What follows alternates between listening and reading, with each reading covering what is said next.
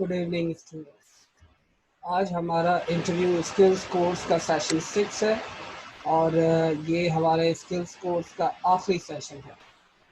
This course is conducted by the alumni academy Hyderabad से।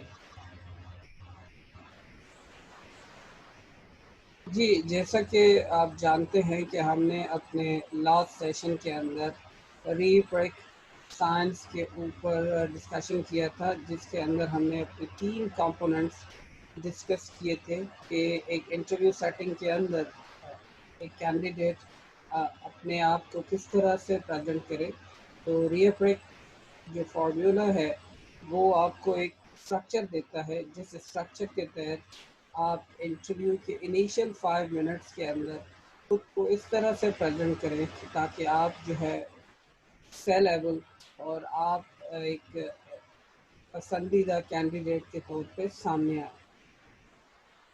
तो आज जो हमारा आखिरी सेशन है उसके अंदर हम अपने रीब्रेक साइंस के आखिरी जो कंपोनेंट्स है उसके हवाले से डिस्कस करेंगे, जिसके अंदर हमारा एक प्रोसेस है। उसके बाद हम बात करेंगे रिलेशनशिप की, then we will discuss about the interview, the interviewer, उसके बाद closing the interview and finally humanity के ऊपर हम बात करेंगे। चले तो फिर हम स्टार्ट करते हैं हम अपने फर्स्ट कंपोनेंट के ऊपर, जो है प्रोसेस।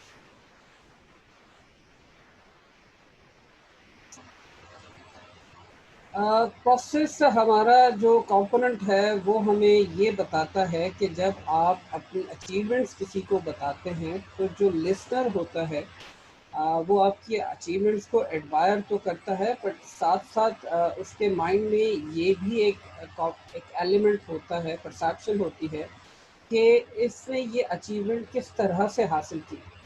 जब आप अपने अचीवमेंट का प्रोसेस बताते हैं, वो तरीक़ेकार बताते हैं, तो उससे जो इम्पोर्टेंट चीज़ एज एक इम्प्रेशन जो आपके लिए लिसनर के जहन में आता है, उसके 3-4 पॉइंट्स होते हैं। एक तो इंटरव्यूअर का जो डाउट है इंटरव्यूई या कैंडिडेट के ऊपर कि ये जो है सिर्फ आसमानी बातें कर रहा है, या इसकी बात में कोई सदाकत नहीं है, तो वो डाउट एटलीस्ट ख़त्म होता है, ये मिनिमाइज होता है। दूसरा जो एलिमेंट उसके जहन में आपके ऊपर बनता है, कंपोनेंट परसेप्शन बनता है, वो ये होता है कि आप आपकी जो एक एबिलिटी है क्यूरियोसिटी वाली, वो सामने आती है। प्लस आप जब अपना तरीके का अपना प्रोसेस बताते हैं तो एक और इम्प्रेशन आपकी क्रिएटिव माइंडसेट का भी सामने आता है। और जो तीसरा है वो आपकी जो एक माइंडसेट है वो ये है कि एबिलिटी टू लर्न।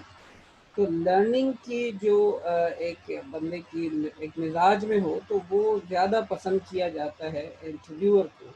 इंटरव्यूअर के लिए वो ज़्यादा एक लाइकेबल पर्सनालिटी होता है, क्योंकि हर ऑर्गेनाइजेशन के अंदर कोई भी एम्प्लॉई जब तक उसके अंदर एक लर्निंग एटीट्यूड नहीं होगा तो वो ना तो खुद के लिए बेनिफिशियल रहेगा, ना वो ऑर्गेनाइजेशन के लिए बेनिफिट रहेगा।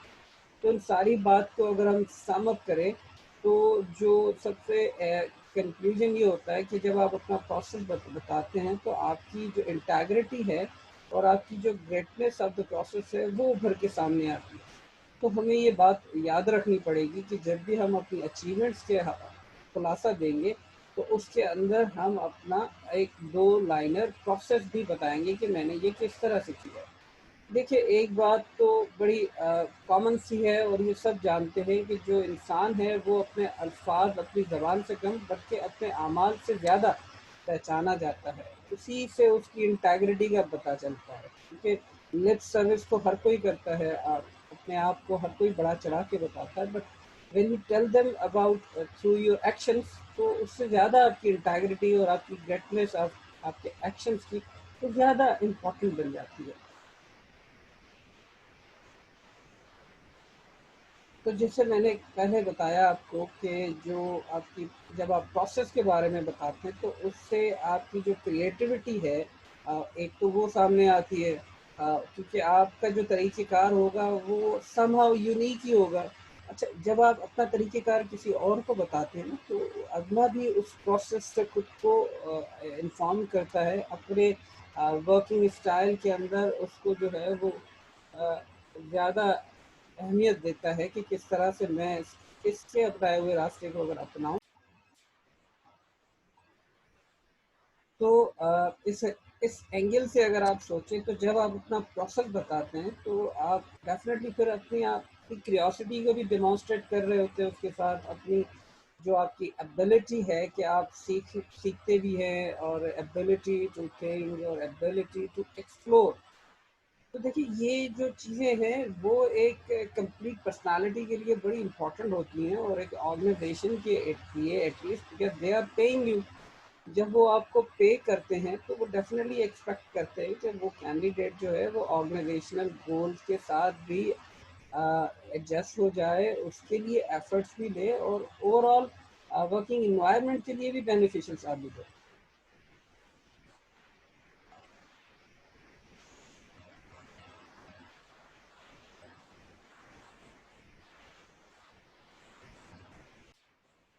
जी, अब हम आते हैं कि प्रोसेस स्टेटमेंट जो है वो किस तरह से बनाई जाए या उसको किस तरह से प्रेज़ेंट किया जाए। तो एक बात जो सीक्रेट है वो हमारा ये है कि ये आप अपने ज़हन में बात डालें कि जो चीज़ जी एक बात जो मैं फिर से बता रहा हूँ आपको कि जो फ़ियर ऑफ़ द अननोन होता है ना, जो अनदेखी चीज़ का जो खौफ़ होता है, वो आपके अनकॉन्शियस माइंड के लिए एक बड़ा मोटिवेटिंग फैक्टर होता है। देखिए आपकी पर्सनैलिटी के बारे में तो इंटरव्यूअर तो उसी 5, 10 और 15 मिनट्स के एक सेशन में आपको जज करता है। वो आपकी अचीवमेंट भी सुनता है, आपकी पर्सनैलिटी को भी देख रहा होता है, आपके बाकी स्किल सेट्स को भी देख रहा होता है। बट उसका जो पॉज़िटिव इम्प्रेशन आपके लिए जिसके ऊपर वो ट्रस्ट कर रहा होता है, उसको वो सॉलिडिफ़ाई करना चाहता है, उसको वो मज़बूत करना चाहता है। तो वो डेफ़िनेटली ये भी देखना चाहेगा कि यार आप अपनी जो अचीवमेंट्स बता रहे हैं, उसके पीछे आपने क्या तरीक़ेकार किया, जिससे आपने वो अचीवमेंट्स हासिल की। तो उससे क्या होगा, जो आपके लिए उसने जो पॉज़िटिव इम्प्रेशन बनाया होगा ना, जहाँ तक आपने उसको बताया होगा, तो फिर उसको वो एक ट्रस्ट करने का उसका प्रोसेस भी स्टार्ट हो जाएगा। तो it's a kind of helping the interviewer कि वो आप पे ट्रस्ट करना सीखे। वो जो पॉज़िटिव इंप्रेशन आप चाह रहे हैं कि वो आपके बारे में बनाए, क्योंकि आपकी कोशिश तो यही होगी कि जो इंटरव्यूअर है वो आपके बारे में एक पॉज़िटिव इंप्रेशन डेवलप करे ताकि आप एक सक्सेसफुल कैंडिडेट बने उस पर्टिकुलर जॉब के लिए। तो प्रोसेस स्टेटमेंट इस हवाले से बड़ा इम्पोर्टेंट है। तो हमें करना ये होता है कि चूँकि हमारा इंटरव्यू का सेशन 5, 10 या 15 मिनट मैक्सिमम होता है, बाज़ औक़ात बड़े कॉर्पोरेट सेक्टर के अंदर लंबा इंटरव्यू भी लिया जाता है। तो जहाँ जहाँ तक बात है हमारे कमीशन्ड जॉब्स की तो इट्स नंबर ऑफ कैंडिडेट्स होते हैं, एक बड़ी लाइन होती है कॉम्पिटिशन की और उसके अंदर आपके पास डेफ़िनेटली एक महदूद वक़्त होता है और उसके अंदर आपने अपने आप को जितना आप कोशिश करना चाहते हो कि आप खुद को प्रेज़ेंट करो ताकि इंटरव्यूअर आपको सेलेक्ट करे उस पोज़ीशन के लिए। तो जब आप अपनी अचीवमेंट्स बताएँ तो कम से कम 2 सेकंड जो है 2 या 10 सेकंड्स के अंदर आप अपना प्रोसेस स्टेटमेंट भी अपनी अचीवमेंट के साथ उनको ज़रूर बताएँ। तो इससे एक बात तो तय हुई कि आपके पास टाइम बड़ा लिमिटेड है, तो जब आप अपनी अचीवमेंट्स बताएँगे तो अचीवमेंट्स आप एक लंबी लिस्ट तो नहीं लेके जाएँगे ना, तो अचीवमेंट्स आपने प्री प्लान करना है कि आपने कौन-सी अचीवमेंट उनको बतानी है और वो अचीवमेंट्स भी जो है वो बड़ी टॉप किस्म की हों, जो आपके लिए टॉप हो। टॉप का मतलब ये नहीं कि वही बहुत कुछ आला हो और वो दुनिया में किसी ने ना किया हो, नहीं, ऐसी कोई बात आपकी अचीवमेंट्स हैं, आपने उस पे स्ट्रगल किया और यही उस टाइम के लिए उस टाइम के अंदर आपसे दरकार थी, यही रिक्वायर्ड थी आपसे कि आपने ये अपने इस एरिया के अंदर आपने परफ़ॉर्म करना है। तो जो आपकी अचीवमेंट्स हैं, वो आप ही की अचीवमेंट्स हैं और उसी कॉन्टेक्स्ट में आपको देखा जाएगा ना। अब मिसाल के तौर पे अगर आप एक स्टूडेंट हैं, तो आपसे किसी ऑर्गेनाइज़ेशन एंटरप्रेन्योर लेवल की तो अचीवमेंट्स आपसे एक्सपेक्ट नहीं की जाएगी ना।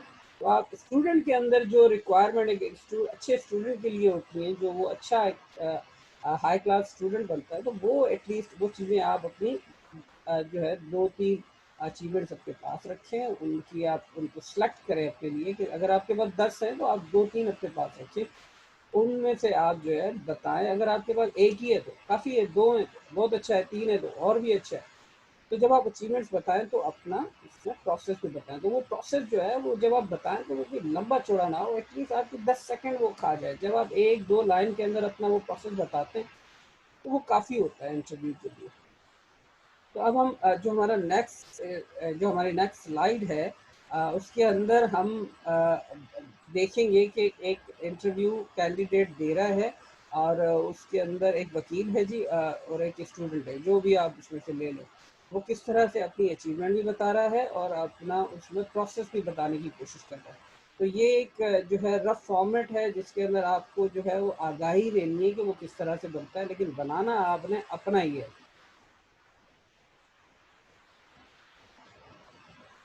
तो अब हम यहाँ देख रहे हैं, ये एक एग्जाम्पल है। इसमें एक बार काउंसिल यानी एक वकील है जी, वकील नहीं है। अगर आप स्टूडेंट है तो नो मैटर, आप स्टूडेंट काउंसिल की बात करें। देखिए, ये एक इलेक्शन का एग्जाम्पल है। उसमें कैंडिडेट एक जॉब के लिए जा रहा है और उसकी जो अचीवमेंट्स हैं, one of the achievement is winning A bar council election. तो अचीवमेंट में वो बताता है कि सर आई स्टार्ट इस तरह से करता है, sir it's great to be here today and I appreciate your time. ये आप फर्स्ट अप्रिशिएट करते हैं अपने इंटरव्यू को, ये एक पॉजिटिव इंप्रेशन है कि आप उसको वैल्यू दे रहे हैं कि आप अपना टाइम मुझे असेस करने के लिए लगा रहे हैं।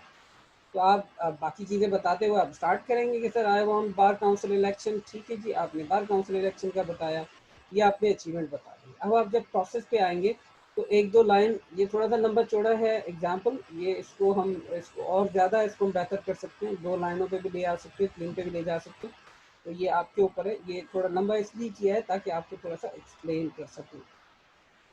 तो आप अगर बता रहे हैं कि sir among 25 contestants I won election of bar council, the contest was tough but the strategy I used made me successful। अब यहाँ से आप बात शुरू कर रहे हैं, कॉन्टेस्ट की भी नोयत बता दी गई, टफ था बट मैंने स्ट्रैटेजी यूज़ की।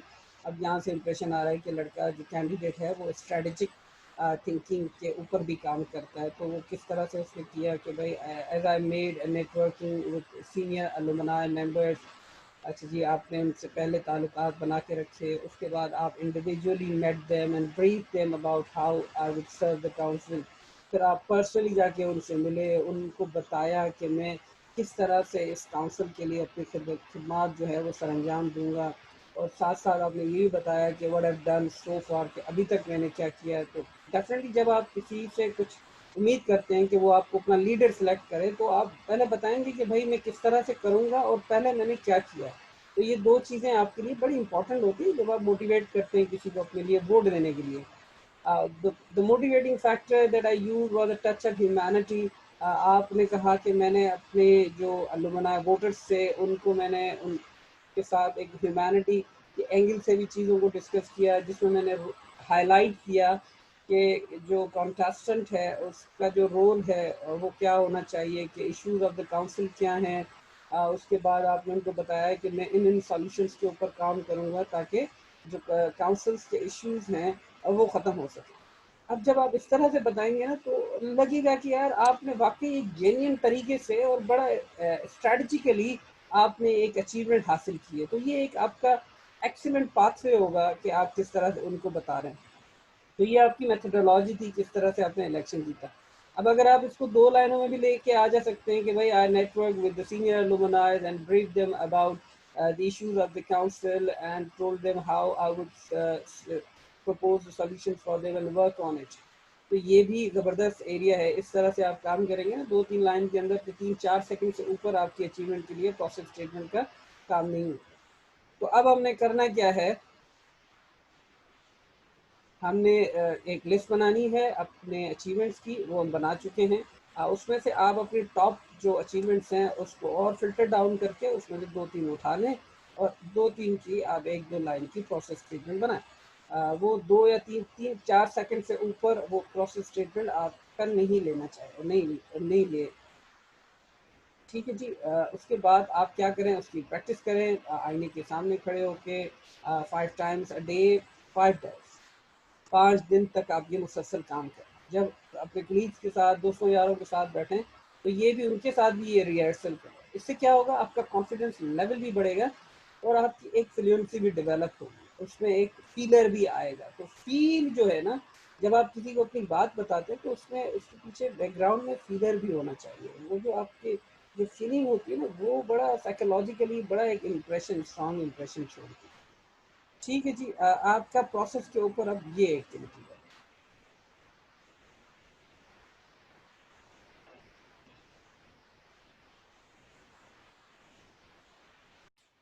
जी, जब आप अपना प्रोसेस स्टेटमेंट भी डेमॉन्स्ट्रेट कर चुके, तो अब 2 सेकंड्स के लिए, 2 मोमेंट के लिए जो है ना, आप जो है खामोश हो जाएँ, एक पॉज़ क्रिएट करें अपनी बात में और ये चीज़ ऑब्ज़र्व करने की कोशिश करें कि इंटरव्यूअर यहाँ से आपसे कोई क्वेश्चन पूछ रहा है या नहीं पूछ रहा है। तो मुमकिन है कि इंटरव्यूअर जो है वो आपसे, आपके बताए हुए प्रोसेस स्टेटमेंट में से आपसे ये पूछे कि एग्जैक्टली आपने क्या किया। तो उसमें डेफिनेटली आपकी ऑलरेडी प्रिपरेशन होगी, तो वो प्रिपरेशन जो है वो आपको हेल्प आउट करेगी कि आप फर्दर उसको एलाबोरेट करें टू द इंटरव्यू। ठीक है, देखिए इंटरव्यूअर जो है ना, वो उसके बाद एक लिस्ट होती है, वो क्वेश्चंस की एक लिस्ट होती है। वो चाहता है कि ये सवाल आपसे पूछे और उसके बाद ये देखे कि आप इन सवालात को किस तरह से हैंडल कर रहे हैं। तो उसी हैंडलिंग को वो बेसिकली सिलेक्शन बेसिस के अंदर लेके जाता है। तो जब अगर वो आपसे क्वेश्चन पूछता है तो फिर आपका काम ये है कि आप जो है वो थोड़ी देर के लिए सुने, उसको गौर से सुने और उस सवाल में इंटरप्ट मत कीजिएगा, ताकि इंटरव्यूअर को ये भी लगे कि ये जो कैंडिडेट है ये अच्छा लिसनर भी है। ठीक है जी। जब आपने देखा कि 2 सेकंड के पास के अंदर इंटरव्यूअर आपसे कोई बात नहीं कर रहा है, तो आप इमीडिएटली जंप करें अपने रिलेशनशिप बिल्डिंग कंपोनेंट के ऊपर, जो हमारा रीप्रेक साइंस का एक और कंपोनेंट है। देखिए, ऑर्गेनाइजेशन के अंदर आपकी क्वालिफिकेशन भी देखी जाती है, आपकी जो एबिलिटी, आपकी जो अचीवमेंट्स हैं वो भी देखी जाती हैं। उसके बाद आपका जो एनर्जी लेवल है ऑर्गेनाइजेशन के लिए, जॉब के लिए, और एंथुसियाज्म वो भी देखा जाता है। प्लस अब देखिए, ये चीज़ें काफ़ी नहीं होती है। एक ऑर्गेनाइजेशन के अंदर किसी को भी जब एम्प्लॉय बनाया जाता है तो और भी कंपोनेंट्स हैं। सबसे इम्पोर्टेंट कंपोनेंट जो है अमंग अदर कंपोनेंट्स, वो रिलेशनशिप बिल्डिंग का भी है। आपकी जो पर्सनालिटी है वो बड़ा मैटर करती है कि भाई आप जो है वो रिलेशनशिप मेकर हैं या डिस्ट्रॉयर है। आप अपने कुलीग के साथ, लोगों के साथ नाइसली डील करते हैं, या आपके अंदर कोई ईगो प्रॉब्लम है, या आपकी जो वर्क हैबिट्स हैं बड़ी पुअर हैं, आप में कोऑपरेशन का स्पिरिट नहीं है, या आप लोगों के साथ आसानी से जो है वो घुल मिल नहीं सकते, आप अप्रोचेबल नहीं है, कोई आपसे हेल्प लेना चाहे तो आपका एटीट्यूड ऐसा है कि कोई आपसे बात करने से भी थोड़ा सा घबराता हो, यानी आप अप्रोचेबल भी नहीं है। तो ये चीज़ें अगर इंटरव्यूअर जो है वो अगर असेस करना करना उसकी ड्यूटी में शामिल होता है, वो ये भी देखता है कि उसकी ये चीज़ें देखे, और अगर कहीं प्रॉब्लम होता है तो डेफिनेटली वो कैंडिडेट फिर सिलेक्ट नहीं होता। तो इंटरव्यूअर बजाय कि आपको इन चीज़ों में असेस करे, तो आप इस चीज़ को पहले से ही प्रीएम्प्ट कर लें, पहले से ही इसको अटेम्प्ट करके इंटरव्यूअर को ये भी बता दें कि आपके अंदर एक रिलेशनशिप बिल्डिंग का भी कंपोनेंट मौजूद है।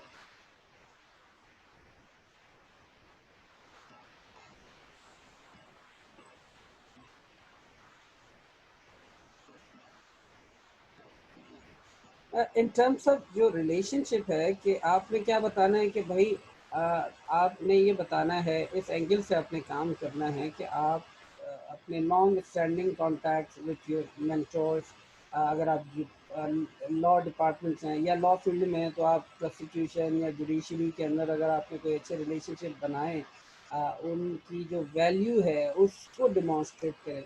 अ, ठीक है, एक एक एक स्टेज ये है, उसमें आपने ये इस तरह से ज़िक्र करना है कि ये रिलेशनशिप जो हैं वो आपकी आपकी आपकी परफॉर्मेंस के लिए बड़ा मैटर करती हैं, आपको आपकी बड़ी रहनुमाई होती है, इनसे डिस्कशन करते हुए, इनसे इनकी सलाह लेते हुए। तो ये एक क्या है, ये एक इम्प्रेशन आता है कि आप दूसरों की बात को वैल्यू देते हो। आपके अंदर एक लर्निंग एबिलिटी है, आपके अंदर एक लर्निंग जो है वो फ्लेक्सिबिलिटी है और आप लोगों से पूछते हैं, उनको इम्पोर्टेंस देते हैं। तो ये एक बहुत अच्छी चीज़ है। अगर आपके मिसाल के तौर पे अगर आप इस एरिया में काम नहीं कर सकते, तो दूसरा एरिया आपके लिए ये हो सकता है कि अगर आपने किसी प्रोजेक्ट के अंदर या किसी भी वॉलंटियर एक्सपीरियंस हो आपका किसी काम का, तो वो भी ज़िक्र करें। वो भी बताएँ कि आपने वॉलंटियर किया है किसी एक अच्छे काम के लिए, उसमें आपने लोगों को इम्पोर्टेंस दी है और उनकी बात को सुना है, उसके बाद उस पे अमल किया है, जो ड्यूटी आपको उस टाइम पे दी हैं वो आपने वॉलंटियर उसको सरअंजाम दिया है। तो ये जब चीज़ें आप बताएँगे ना, ऑनेस्टली स्पीकिंग, तो इम्प्रेशन आपका जो एक इंटरव्यूअर के लिए जाएगा, वो जाएगा he is a good human being. तो एक अच्छा ह्यूमन बीइंग भी जो है वो एक ऑर्गेनाइजेशन के लिए बड़ा वैल्यूएबल होता है। आप कितने भी कॉम्पिटेंट हो, आप कितने भी नॉलेजेबल क्यों ना हो, लेकिन अगर आपके अंदर रिलेशनशिप बिल्डिंग की एबिलिटी नहीं है, अपने रिलेशनशिप को सस्टेन करने की, उनको बनाने की, उनको मेंटेन करने की अगर आपके अंदर एबिलिटी नहीं है, तो आप जो है आपके चांसेस जो सिलेक्शन के होते हैं जी, वो कम हो जाते हैं, बहुत कम हो जाते हैं, बल्कि ख़त्म ही हो जाते हैं, क्योंकि ये बड़ा कोर एरिया है, बड़ा सेंसिटिव एरिया है, जिसके अंदर इंटरव्यूअर आपको असेस करने की कोशिश करता है। तो अगर वो नहीं भी करता, मिसाल के तौर पे इंटरव्यूअर जो है वो इस एरिया को नहीं देख रहा, हालाँकि उसको देखना चाहिए, दुनिया में देखा जाता है, तो आप पहले से प्रीएम्प्ट कर लें। तो ये चीज़ भी उनको बता दें कि मेरे अंदर भाई एक अच्छे इंसान रिलेशनशिप बिल्डिंग की भी एबिलिटी है, मैं ताल्लुकात बनाता हूँ। मेरे मेंटोर्स हैं, मेरे दोस्त हैं, मेरे सीनियर्स हैं, उनके साथ मेरा ताल्लुक रहता है, मैं उनसे सीखता हूँ और उसको मैं अपने काम में उनको उसको इनकॉर्पोरेट करता हूँ, उससे मुझे बड़ा बेनिफिट होता है।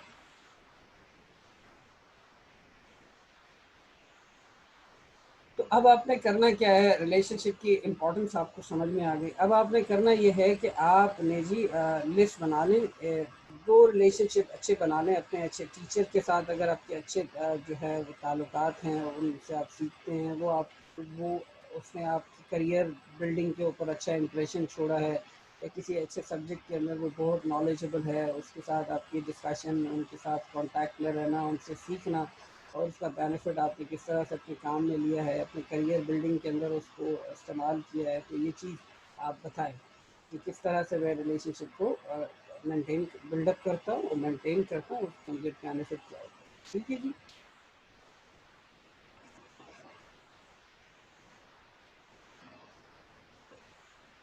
अच्छा जी, इसके बाद हम आएंगे अपने जो कंपोनेंट है, इंटरव्यूइंग द इंटरव्यूअर।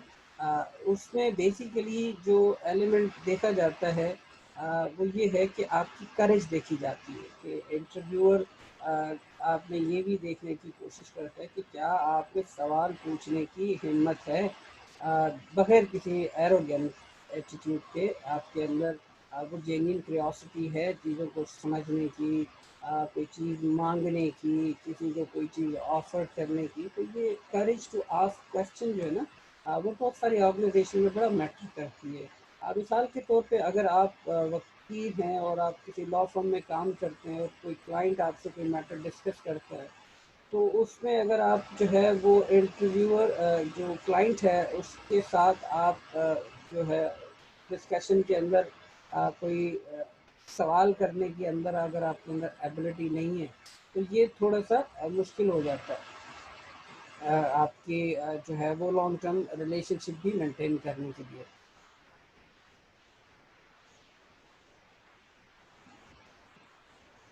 तो इसमें अब इस एरिया के अंदर आपने करना ये है कि ये एरिया जो है वो इंटरव्यू के आखिरी हिस्से के अंदर आ, आता है, पहले नहीं आता, आखिरी हिस्से के अंदर आता है। वो आपने ये देखेगा कि आपके अंदर कोई क्यूरियोसिटी सवाल है जो जेन्युइन हो और पॉजिटिव इम्प्रेशन का हो, जिससे ये लगे कि आप इस ऑर्गेनाइजेशन या इस पर्टिकुलर जॉब के लिए ज़्यादा एनर्जेटिक और एंथुसियास्टिक हैं और यू वांट टू नो मोर कि भाई ये ऑर्गेनाइजेशन या ये जॉब मेरे लिए कितनी फ्रूटफुल है।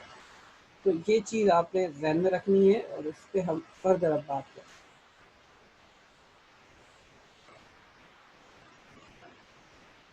अब आपने करना क्या है, आपने सवाल तो पूछना है, तो वो क्वेश्चन भी आपने पहले से सेट करके रखें।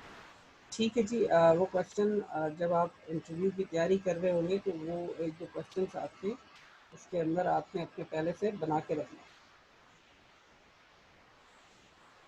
जैसे मिसाल के तौर पे आप इंटरव्यू देने जा रहे हैं एक पुलिस ऑफिसर की जॉब के लिए या आप जज के लिए, तो डेफिनेटली आपने किताबों में पढ़ा होगा कि भाई अच्छा इन्वेस्टिगेटर ये बनता है, अच्छा जज इस तरह से बना जाता है, लेकिन आपने अभी तक प्रैक्टिकली ये नहीं देखा कि किस तरह से कोई जो जिसका एक्सपीरियंस। जी।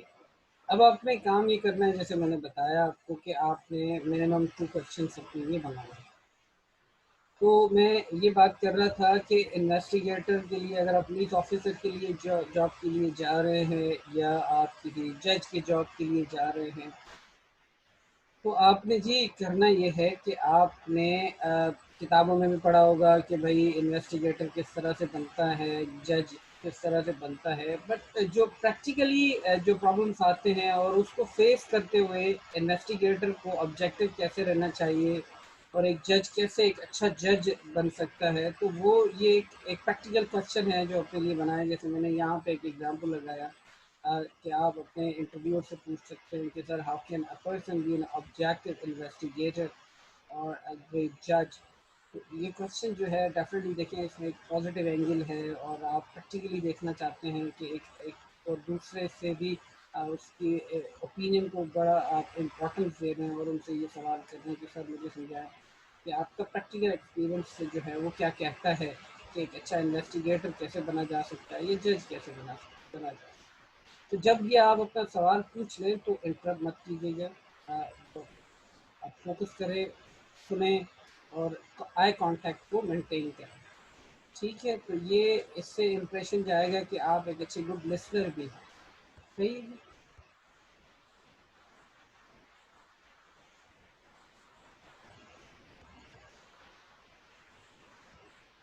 अच्छा, इसमें जो एक बात का ख्याल रखना है वो ये है कि कोई नेगेटिव न्यूज़ टनल या अबाउट फेल्यूर्स, इसके हवाले से आप कोई भी ऐसा सवाल न कीजिएगा। मिसाल के तौर पे आप पुलिस ऑफिसर के लिए जॉब के लिए जा रहे हैं और आप ये कह दें कि सर पुलिस ऑफिसर तो ज़्यादातर करप्ट हैं या इसमें बहुत ज़्यादा करप्शन है, तो ये नेगेटिव एंगल है। ये जज जो है वो प्रेशर में आ जाता है और वो जो है वो उसमें करप्शन के भी एलिगेशन लग जाते हैं। तो नेगेटिव एंगल को कभी भी छेड़िएगा मत। आप हमेशा अपने काम में पॉजिटिव इंप्रेशन ही रखिएगा। हाँ, अगर इंटरव्यूअर कोई नेगेटिव एंगल ले आता है तो उसके अंदर भी आपने उसकी बात को प्रैक्टिकली देखना है और उस बात को भी पॉजिटिवली एंड अप करना है। ठीक है, तो इससे आपकी पॉजिटिव माइंडसेट का पता लगेगा। देखिए, प्रॉब्लम हर जगह होते हैं। कोई भी ऑर्गेनाइजेशन, कोई भी जगह, कोई शहर, कोई मुल्क, कोई रियासत, कोई गवर्नेंस सिस्टम प्रॉब्लम फ्री तो है ही नहीं। बहुत सारे प्रॉब्लम्स हैं। अगर आप सिर्फ करप्शन की बात करें तो जब से इंसान ज़ात इस ज़मीन पे है तब से करप्शन अपनी किसी न किसी सूरत में मौजूद है। तो करप्शन तो मौजूद है, तो उसके अंदर आप कैसे सर्वाइव करेंगे और आपके पास पॉजिटिव एंगल क्या है देखने की। नेगेटिव चीज़ें तो हैं लेकिन आप अपना फोकस पॉजिटिव चीज़ों पे रखें। तो इससे क्या होगा कि इससे एक अच्छा इंप्रेशन जाएगा इंटरव्यूअर के लिए, ये बंदा जानता है प्रॉब्लम्स क्या है, बट साथ साथ इसके अंदर एक एक पॉजिटिव जो है वो एनर्जी है जिससे ये इन चीज़ों को हैंडल भी कर लेगा और अपने काम के साथ सच्चाई भी दिखा सकेगा। अब आपने क्या करना है, अब आपने काम ये करना है इस गाइडलाइन को समझते हुए अपने इंटरव्यूअर से कुछ सवाल पूछने के लिए अपने पास 2-3 questions relevant to the job, जिस जॉब के लिए भी आप जा रहे हैं उसके लिए बना के रखें। इसमें से एक क्वेश्चन आप पूछें, ज़्यादा क्वेश्चन आप मत पूछें, एक क्वेश्चन ही आप पूछें।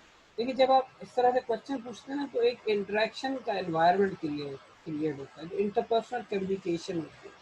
तो इंटरव्यूअर के लिए आपकी आप उसकी मेमोरी के ऊपर आप एक जो है ना एक इम्प्रेशन छोड़ के जाएंगे, आपको ही विल रिमेंबर यू।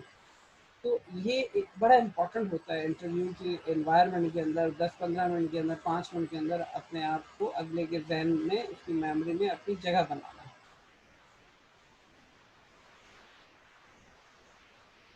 तो अब मैं ये कह रहा था कि कोई नेगेटिव एरिया डेफिनेटली ये रिपीट हुआ है, हम नेगेटिव एंगल को डिस्कस नहीं करेंगे।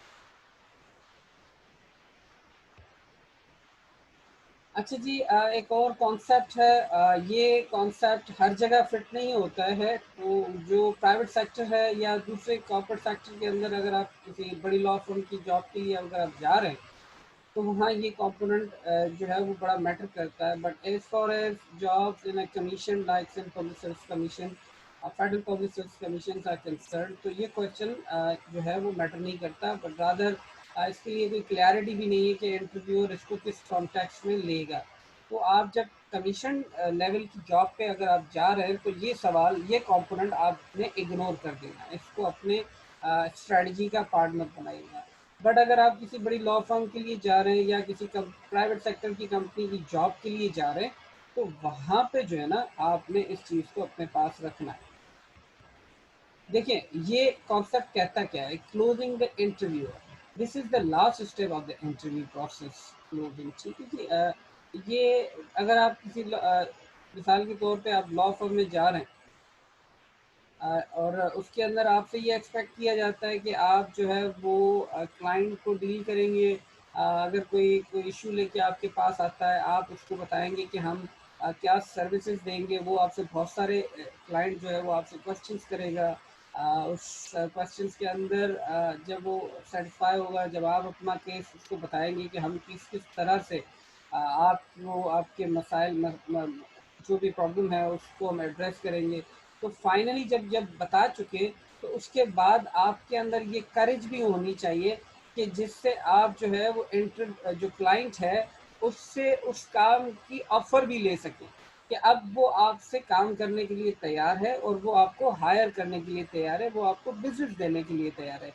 देखिए ये कॉन्सेप्ट बड़ा सेल्स और मार्केटिंग ऑर्गेनाइजेशन के अंदर बड़ा काम करता है, लॉ फर्म्स के अंदर बड़ा काम करता है। आप क्लाइंट से डील कर रहे हैं, सब कुछ बताने के बाद आप क्लाइंट से ये नहीं कहते कि भाई आप मुझे ये अपॉर्चुनिटी ऑफर करें तो मैं आपको सर्व करूं। तो इसको इस चीज़ को भी करने का एक अपना तरीका होता है।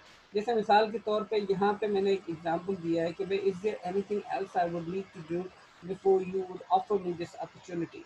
ठीक है, तो जब आप इंटरव्यू के एनवायरनमेंट में जा रहे हैं apart from the commission job, corporate sector के अंदर बड़ी लॉ फर्म के अंदर अगर आप जा रहे हैं, तो अपने इंटरव्यूअर से ये सवाल ज़रूर कीजिएगा कि सर आप जहाँ तक आपने मुझसे अब तक जो भी इंटरव्यू किया, क्योंकि ये हमेशा लास्ट एरिया है आपके इंटरव्यू का, और इंटरव्यू के लास्ट मोमेंट्स के अंदर ऐसे सवाल किए जाएंगे जो आप करेंगे। तो उसमें इंटरव्यूअर को अब थोड़ा सा एम्फेसाइज करें कि sir is there anything else I would need to do before you would offer me this opportunity. तो इंटरव्यूअर जो है ना वो फिर इस पर डेफिनेटली सोचेगा कि यार this guy has the courage to ask the question for the job, यानी he is highly interested for the job and eager to get the job. ठीक है, लेकिन but with a sober and very जो है वो एक respectable अंदाज से जो है ना आपने अपनी जॉब अपने लिए फिर सिक्योर कर। ठीक है, तो इंटरव्यूअर ऐसे ऑर्गेनाइजेशन जहाँ पे जो है वो क्लाइंट का कॉन्सेप्ट है, तो वहाँ पे ऐसे एम्प्लॉय को डेफिनेटली हायर किया जाएगा जो बिजनेस सिक्योर करे और उसमें करे जो सवाल करने की, जॉब लेने की, किसी से कॉन्ट्रैक्ट लेने की। तो यही चीज़ आपने फिर डेमोन्स्ट्रेट अपने इंटरव्यू इन्वायरमेंट में करने भी करना है।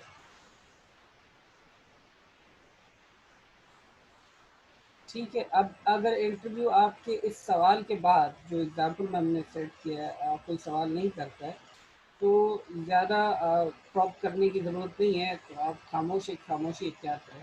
ठीक है। अब हम देखेंगे उसके बाद आपने क्या करना है। जब उसने आपसे आपने उनसे ये सवाल पूछा, तो और उसने कोई जवाब आपको नहीं दिया और ये उसने यही कहा कि no it's enough, thank you very much, तो आपने इसके साथ साथ जो है।